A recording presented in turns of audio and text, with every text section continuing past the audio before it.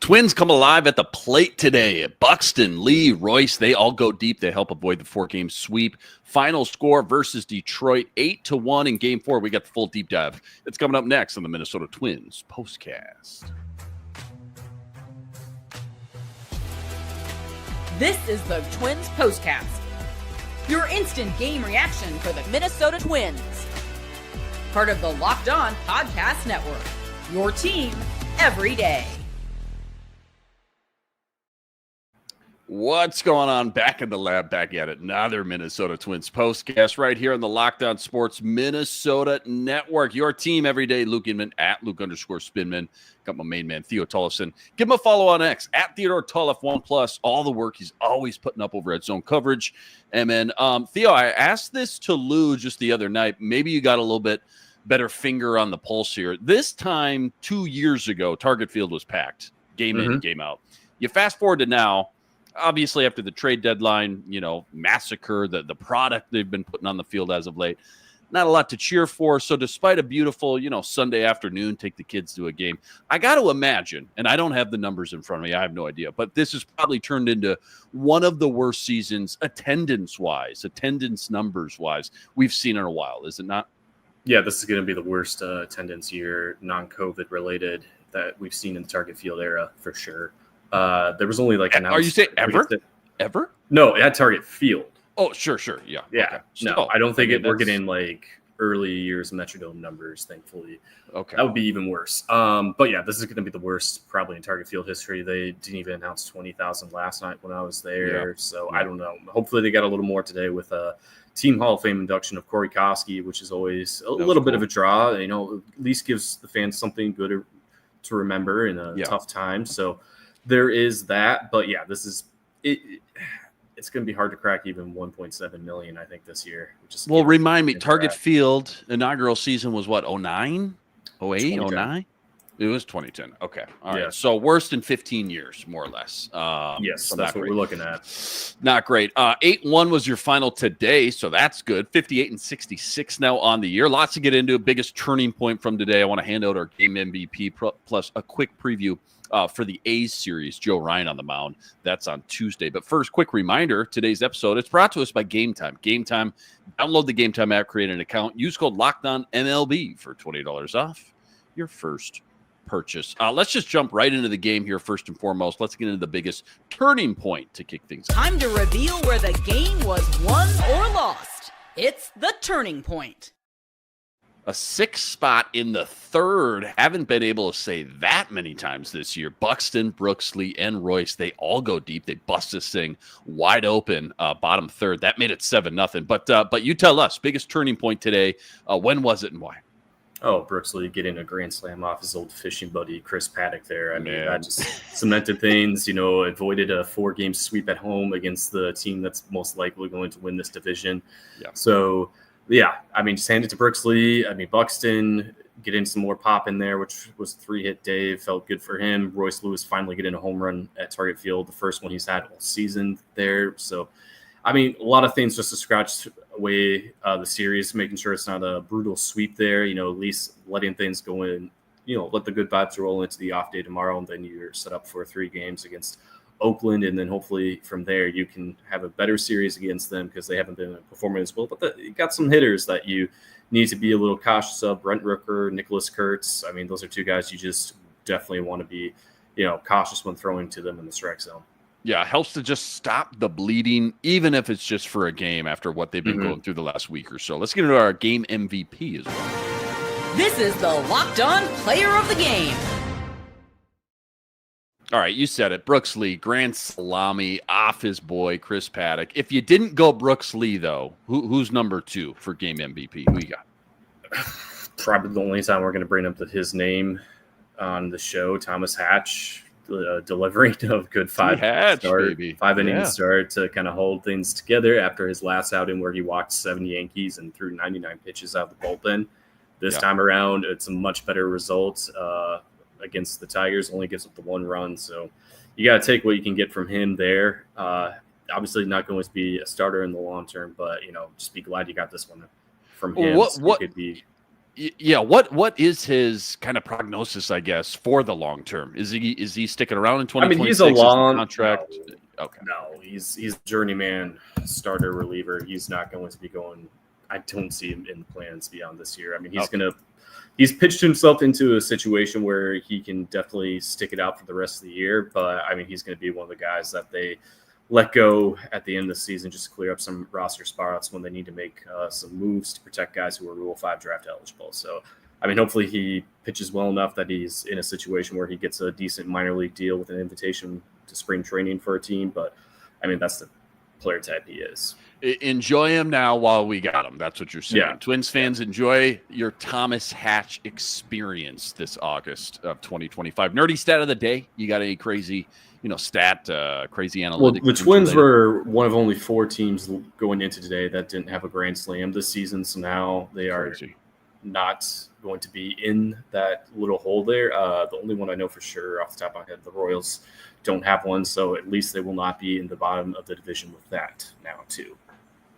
Plenty more deep dive. Theo's favorite trade deadline prospect acquisition. That's all coming up right after this. Quick reminder, today's episode brought to us by FanDuel. FanDuel, America's #1 sportsbook and official sportsbook partner of the MLB. Right now, FanDuel's giving you a chance at a huge return, $150 in bonus bets, guaranteed when you win your first $5 wager, and why I love FanDuel. When you get the hunch in the middle of the game, you can go check out the latest stats. You can view live play-by-play, all on the same page where you're placing your bets. Again, $150 in bonus bets, guaranteed when you win your first $5 wager. Go check it all out over at FanDuel.com. It's all sitting up over at FanDuel.com. $150 in bonus bets, guaranteed when you win your first $5 wager. FanDuel, America's #1 sportsbook and official sportsbook partner of the MLB. Let's get into what we'll be talking about this week. This is what you'll be talking about. What we'll be talking about, probably the ownership stuff. I don't know if you and I have had a chance to connect about this stuff, kind of ownership, pulling the rug out from the fans' feet, so to speak, choosing to keep the team after months of, giving us the impression that they were probably finally out of the door here sooner than later. I did ask Lou this, but I wanted to ask you and just get your take as well. Just get your 2 cents. How ugly, how messy has this whole thing kind of gotten? And really at the end of the day here, Theo, where do the Twins as a ball club and where do the fans kind of land, once the dust settles? It's ugly to announce that you're retaining control, that you cannot, really move your price on $1.7 billion and taking on some of the debt that you, as the poll ads, owe to your loaners. And they were unwilling to budge even for $1.5 billion with no debt included to the new ownership group. And that's on them. And that's why they couldn't get their price. So now you got 2 smaller investing partners who we still have no idea who they are. I mean, it's possible they haven't announced them because they haven't met legal approval yet, but I don't think you make this announcement unless you really know that it's going to get approved. So being secretive about who's going to be funding this team going forward is not really a great step to, establish what little trust you could have salvaged out of this situation. So yeah, it's bad. It's bad where things go into the offseason. Doesn't look great right now. I mean, you got to be prepared for pretty much anyone who's going to be high paying, except Byron Buxton, to potentially get traded, which is not a great situation to be in. So, I mean, things could sink lower, unfortunately. That's where we're at, and I think the divide's just only going to create a further gap. I saw they said, hey, we're $450 million in debt. Are they saying they're $450 million in debt because they own the Twins? Is this like... No, this is other businesses that the Pullets have had, and, they've sold up like some of their real estate holdings, car dealerships they had out on the West Coast to kind of recuperate on some of that debt. I mean, some of it is definitely related to what they've done with the Minnesota Twins, but not all of it is solely, pertaining to the baseball team. Which trade deadline pickup are you kind of most intrigued about? Plenty of options, 13 acquisitions on the menu to choose from, but who's the top guy that kind of gets you geeked up? I mean, the 2 guys they got from the Joan Duran trade, Mick Abel, Eduardo Tait. Both. Do you like that trade a little bit better now that the dust has settled 2 weeks later? I know it's. I like that one. No, I think that was the one I liked the most. Okay. After everything was concluded that Thursday a few weeks ago now. Yeah. That was still, I think, just on paper, it was not what Twins fans were hoping for and like the ideal, top of the line prospects. But these guys are still, 2 top 100 prospects, not by consensus ranking altogether, but they're still got great potential. Abel had his 3rd start in the organization. It was just on fire last night, striking out franchise record for the St. Paul Saints, at least as a AAA affiliate, 11 batters. And then Taiit had a home run for Cedar Rapids last night. So, I mean, Taiit, he's playing above his age group.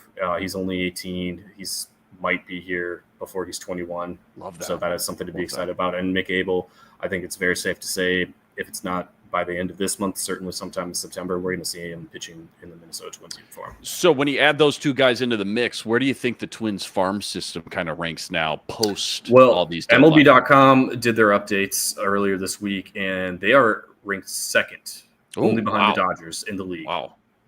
Dodgers at number 1? How does that even happen? Well, they hoard their prospects because they get all their pitchers injured by overworking them. That's how. Oh, all right. Well, why don't we do that then? Let's just do that. No, we can't afford to. No. What's the chances they keep all 3 of these left-handed hitters? Rodon, Wallner, Trevor Larnach. You think all 3 of those guys? Well, Rodon is shut down for the season after his thumb sprain in his left hand that he had. I think that was Thursday night's game when he was sliding into home. He re-aggravated this injury pretty badly. That started after a catch he made last Sunday against the Royals. So he's done for the season. He's definitely sticking around. Wallner, I think, despite some of my criticisms about how his approach is at the plate, I mean, he's still one of their big power hitters, and being the local guy they've chosen to keep, he's sticking around. But I think Trevor Larnach is definitely going to be on the trading block this offseason. Last one here, percentage chance. Give me a percentage chance. Kalen Culpepper is the Twins starting shortstop at some point next season. Yeah. At some point, not at the beginning of the season. That's still going to be Brooks Lee. So what do you think, 100%? Is it a foregone conclusion? I'd say by this time next year. If he keeps performing how he has been and, transitions well into the majors at a similar level to Luke Keeschel and what he's been able to do, then yeah. Don't go anywhere. Preview the A series. We got Joe Ryan on the mound. That's on Tuesday. That's all coming up right after this. Quick reminder, today's episode also brought to us by Prize Picks. Prize Picks, America's #1 fantasy sports app, now with more than 10 million members today. For me and my money, by far the easiest, most exciting way to get in on all the action. Well, watch your favorite sports. You watch your favorite players. So simple, too. All you got to do, you pick more or less on 2 or more player stats. You watch the winnings roll in, strikeouts, RBIs, home runs, stolen bases, base hits, you name it, they got it. Take your pick on more or less. Add them to your Prize Picks entry today. Plus, they now offer Apple Pay. Quick, easy deposits into your account all season long. Download the Prize Picks app. Use code LOCKEDONMLB for $50 instantly with any $5 wager. All right, day off tomorrow. Then it's back at Target Field for 3 with the A's. Again, Joe Ryan on the mound for Game 1 Tuesday. What would you love to see in this next series? Joe Ryan with the gem on Tuesday, the bats staying hot, guys like Royce and Brooks Lee continuing to do some big things here, building up this momentum. Like, well, what's on your wish list? I guess not just for this series, but for these last 5-6 weeks of play. Yeah, all those things. I mean, really, Joe Ryan helped salvage the one loss. Victory they were able to get out of Yankee Stadium this year, which was good because they got swept all last year in every matchup they had against the Yankees. You can just count on Joe Ryan giving you 6, maybe 7 strong innings on Tuesday. And Bailey Ober's definitely looking a lot better since he's gotten off the IL. He'll have Wednesday's game, so you're hoping he can hold his momentum that he's really been building up on and just staying healthy on the mound. And Royce, finally getting that home run checked off. I'm sure that's got to be a relief. Hopefully that brings him into some hot momentum to end this year here. So, and we're still going to see a few guys coming up from the minor leagues. James Outman, I would think, is here to stay with Alan Rodin getting shut down for the season. So he had a nice triple today, and he will have a lot of games out and left in center field for the most part. Definitely a better defender than Larnach and Wallner, but he's going to be the guy kind of like Bader was behind Buxton for the time being. Last one here, then we got to get out of here. I have not kept tabs on this dude at all since the trade deadline, but I I muscle memory as a Twins fan that Carlos Correa is going to turn into like a Hall of Famer in Houston. How's he been the first 2 weeks over there in Houston with the Astros? I mean, he's been all right. It's not too different than what we've been seeing from his time with the Twins. It's, it is what it is. It's not on fire. I mean, just 2 home runs, 8 RBI, 875 OPS. So, yeah, I mean, seeing him go back to his home city, really, I mean, it's his second home, even though he grew up in Puerto Rico. Yeah, something like this was going to happen, but also I think we've seen enough signs of regression where, I mean, he's not going to overpower and be the top hitter in that Astros lineup, but at the same time, let's not tear him apart, because literally the only team he was going to waive his no trade clause to was going back to Houston with his connections there. I mean, it makes sense. So, yeah, it's upsetting he left and that this front office regime has not been able to retain the 2 top players they've signed to big contracts, him and Josh Donaldson, to the very end of their deals. So that's more speaking of, the ownership situation, the front office, and not the player themselves. Twins bust out the bats. They go deep 3 times. They avoid this 4-game sweep versus Detroit. 58-66 now on the year. Huge shout out to all you guys, all the everydayers out there that always make us your first listen. All you guys coming in the chat with us from game to game. Make sure you like. Make sure you subscribe. Check out all of Theo's work on X at Theodore Toloff1, plus all the work he's always ripping up over at Zone Coverage and as well. Luke Inman on X at Luke_Spinman. Again, back here Tuesday. We got 3 with the A's. 6:40 first pitch. Joe Ryan on the mound. Catch you right here, same time, same place. Until then, sign it out.